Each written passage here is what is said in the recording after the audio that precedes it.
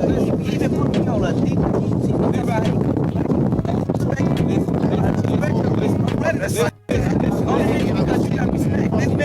because when he got me on DJ, yo, baby, show your face, please, with sugar on top.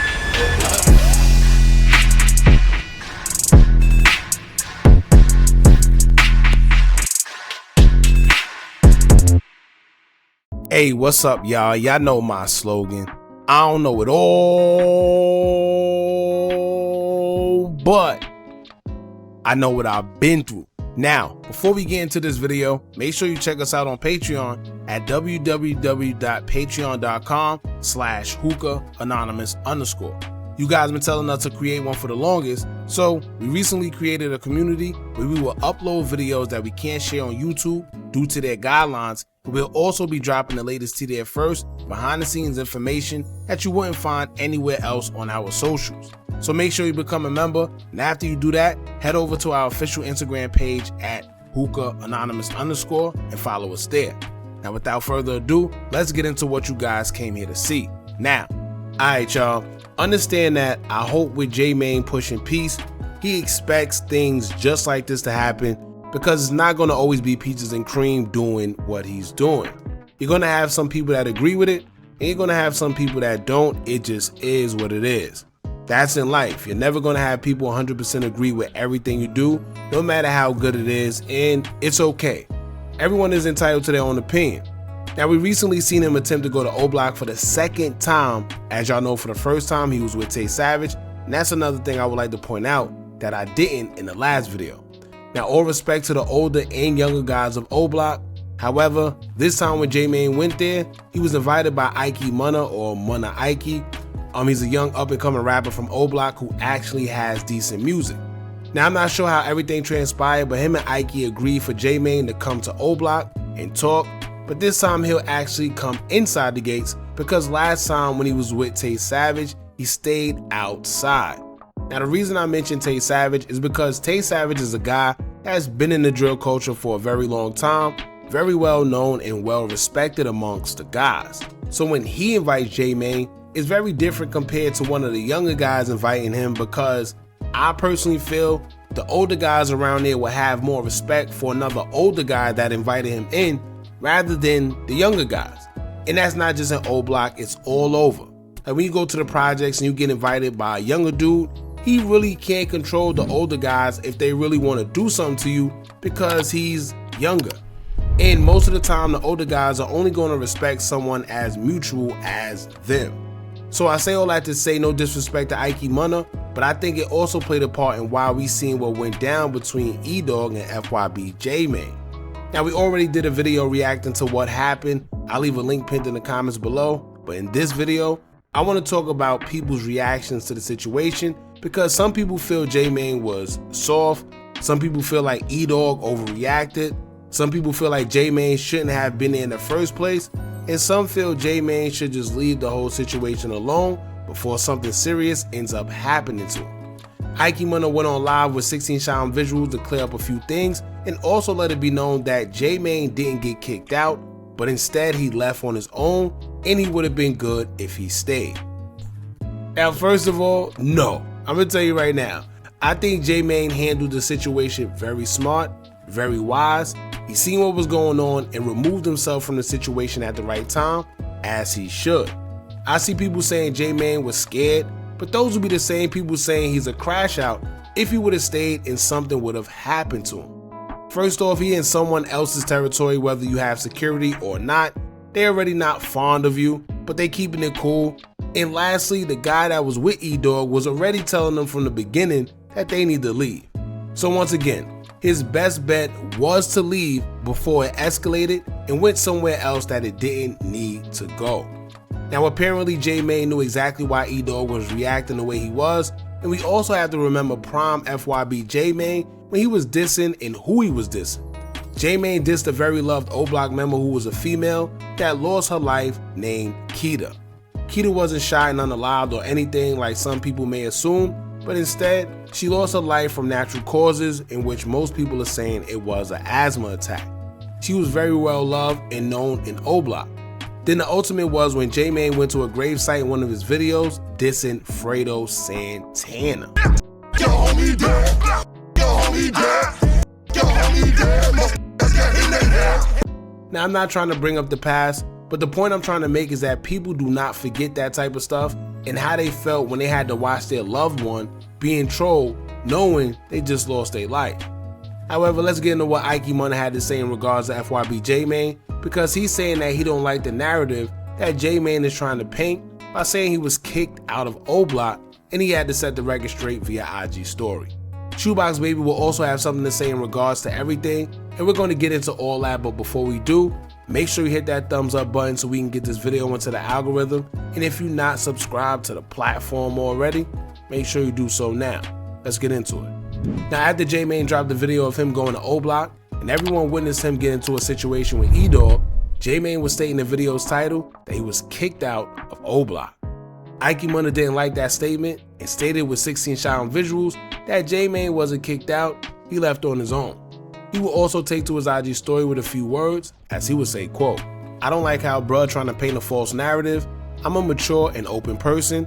I never have a problem communicating and I know right from wrong. At FYB J-Mane, if you couldn't see that I was on the same page and was willing to let my guard down and see where you was coming from as well and make it to these people like our intentions was bad, you wrong. I salute what you're doing, but it's a better way to do it. This ish take time, and thinking I ain't about to be speaking on the situation though, I don't really care for the internet opinion. If your heart pure, you would sit down and talk like a grown man. Both sides right their wrongs, come to an agreement, and focus on making it right for the youth. I'm all for it. Let these people know how good Ish really went despite the personal situation with you and another grown man. And you didn't get kicked out. You felt uncomfortable and left, which was totally understandable." Alright, now a couple things here, man. First and foremost, he can't say J-Mane wasn't kicked out because the man in the black, I don't know his name, but he had on black. When he first seen J-Mane, the first thing he asked was, "Where Dogg?"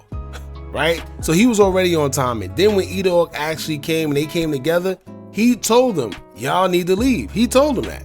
So yes, it was an uncomfortable situation, and yes, J-Mane did the right thing by leaving, but he was also told to leave. Now, what Ikee Munna is saying is very true, right? He's right. I think he's pretty much saying that he had a grown conversation. He was being grown about it, and he was, willing to understand. However, you can't talk for everybody around you, and a lot of times, one sour apple spoils the whole batch. What happened was him and Ikee Munna was having a very great dialogue. But Dogg came in, he wasn't feeling it, and he has a right to feel how he's feeling. He wasn't feeling it, he crashed the party, ended it. It just is what it is. Right? Now, Shoebox Baby as well. Shoebox Baby was pretty much saying, take the music down.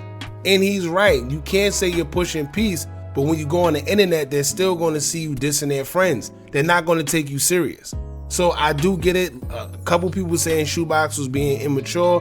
Maybe he was, maybe it wasn't the time or place for it, but you can't tell these guys how to react when they have all these emotions from years just built in. So when they finally see you, they pretty much just letting all the frustration and all the questions and all the things out, in which I'd rather it that way than it go left, right? But then again, we probably not going to see J-Mane back at OBlock for a very long time. I'm going to tell you that, man. But another thing what Ikee Munna was pretty much saying, he said it's a way you do it. And I guess he's talking about without the internet. And I think that's true too. Because a lot of these guys, they feel that J-Mane is just using this for content. He's using it to profit off of, in which in some cases he probably is, right? He's publicizing it, but then he's probably also trying to show the world that you can come together. So it's a double entendre. Maybe he's using it just to profit. That's how they feel. Maybe he's using it because he's trying to spread the word. Maybe he's doing both. Who knows? But that's his way of doing it, and if it's working, it is. If it ain't, it ain't. Alright, now after Ikee Munna, Shoebox also will have something to say concerning his run-in with FYB J-Mane and OBlock, as Shoebox would take to his IG story, and he would say, quote, "At real FYB J-Mane, it ain't about what you do, it's about how you do it. Do it from the bottom of your heart, don't do it, go all the way." Now once again, I'm assuming maybe they feel him being on social media and still having his music up, it's still like, you saying you pushing peace, but we still hearing the music. We still seeing the videos. We still have to see you go to that gravesite. We still got to hear you talk about Keita and Fredo, and you know, so maybe that's how they feel about it. Like he said, don't half-step it. And a lot of people feel that, you know, Shoebox was just being immature. Like I said, once again, maybe he was, because it's a time and place for everything, but that's how these guys feel. That's his expression. It just is what it is. Now, let me also say this before ending this video, man. It took J-Mane time to get where he's at and to do what he's doing. So just because J-Mane decided to get to a place where he wants to push peace, doesn't mean that they are going to be at that place because he is, right? Maybe it's going to take them some time, the same way it took him. You can't force it. When Dogg pushed peace, J-Mane wasn't pushing peace. When Dogg was pushing peace, he was still dissing. So would you say J-Mane is immature or he just need to let it go? Right? Keep in mind, he admitted he was just dissing random people for no reason at all aside from making money. So this is another reason why I gotta stop comparing J-Mane to these guys who really was involved in the drill culture, who wasn't just dissing for money, who actually have real ops they either shot at or got shot by, or who actually got friends that they lost in the drill culture. Because it's different for them. It's easier for J-Mane to do what he's doing now because he was never in it for real, when you think about it, and he admitted it himself. Perfect example, J-Mane said he was in it for the money. So now that he hasn't had the diss to make money and he found another lane to make money, maybe this is why he's comfortable with pushing peace, because he no longer has to put up a front to make money. But guess what? Maybe they still do. Maybe until they get money and in a comfortable place where they feel, okay, I could forgive and make peace with my past because I'm straight now. Until they making money and able to provide for their family the same way, maybe they're still gonna have that rage. But once again, can you blame them? Right? And people sit there and make it seem like, oh, E-Dog, he need to get over it. They acting like kids. I get it, but how do you tell somebody to just get over losing somebody? Right? Losing family, losing a son, brother, cousin, friend, boyfriend, uncle, whoever they lost, whoever they were to them, it's just so deeper than just a simple fight or something. Let me tell y'all, it's so deep. I've seen family members die from natural causes and other family members wanting to take it out on other people as if someone else did it. Or because they just so mad and grieving. So what you think will happen when you have someone that took somebody's life or troll someone that lost their life and you end up seeing them? Like, what do you think is gonna happen, man? Keep in mind, E-Dog ain't one of them new younger guys.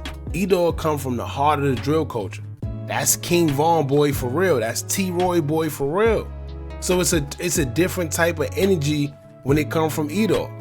So that's what I'm saying, man. And moral of the story is this. To be honest with you, I think they're all entitled to feel how they feel.